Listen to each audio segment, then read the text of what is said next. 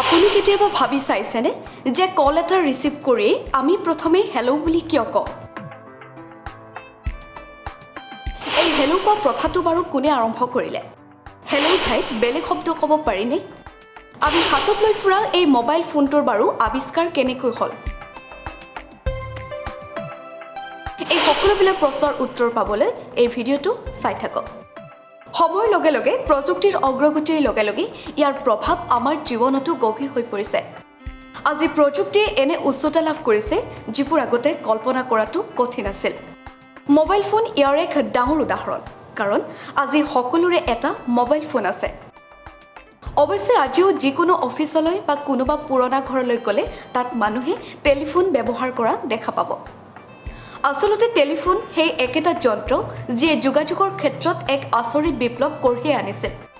বহু সময়ত এই প্ৰশ্নটো নিশ্চয় আপোনাৰ মনলৈ আহিছে যে টেলিফোন কোনে আৱিষ্কাৰ কৰিছিল বা কেতিয়া হৈছিল? কোনে ফোনত হেল্ল' ক'বলৈ আৰম্ভ কৰিলে?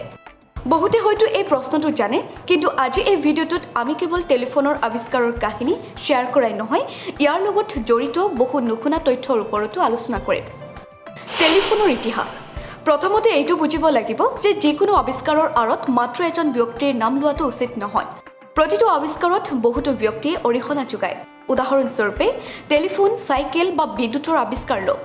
টেলিফোনৰ উদ্ভাৱনত তিনিটা বিশিষ্ট নাম উল্লেখযোগ্য: এণ্টনিঅ মিউচি, আলেকজেণ্ডাৰ গ্ৰেহাম বেল আৰু এলিছা গ্ৰে। কিন্তু বৰ্তমানেও বিজ্ঞানীসকলৰ মাজত বিতৰ্ক চলি আছে যে প্ৰকৃত উদ্ভাৱক আচলতে কোন আছিল। আমি স্কুলৰ কিতাপত প্ৰায়েই পঢ়িছোঁ যে আলেকজেণ্ডাৰ গ্ৰেহাম বেলে 1876 চনৰ 10 মাৰ্চত টেলিফোনৰ পেটেণ্ট লাভ কৰিছিল, যাৰ ফলত তেওঁ ইয়াৰ উদ্ভাৱক হৈ পৰিছিল।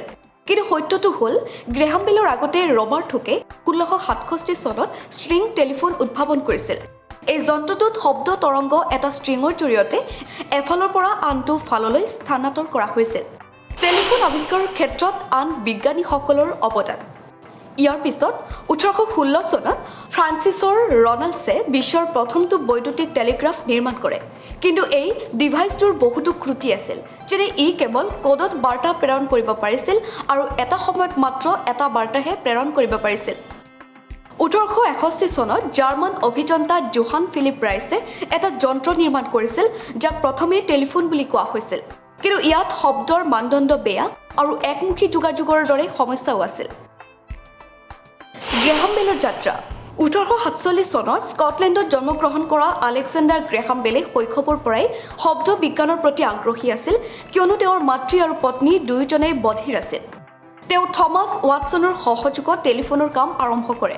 1876 চনৰ 10 মাৰ্চত যেতিয়া বেলে ভুলবশতঃ তেওঁৰ সহায়ক ৱাটছনক ফোন কৰিছিল, তেতিয়া তেওঁৰ মাতটো টেলিফোন ডিভাইচৰ জৰিয়তে প্ৰেৰণ কৰা হৈছিল।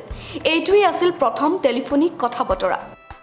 1877 চনত গ্ৰেহাম বেলে নিজাকৈ টেলিফোন কোম্পানী আৰম্ভ কৰে, যিটো আজি AT&T নামেৰে জনাজাত। হেল্ল'ৰ আৰম্ভণি। প্ৰথমে মানুহে হেল্ল' বুলি কথা বতৰা আৰম্ভ কৰা নাছিল।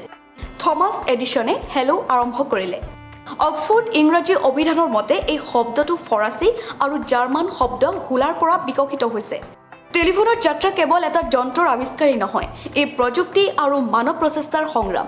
আলেকজেণ্ডাৰ গ্ৰেহাম বেলে আমাক কেৱল টেলিফোন দিয়াই নহয়, আন বহুতো উদ্ভাৱনো দিছে।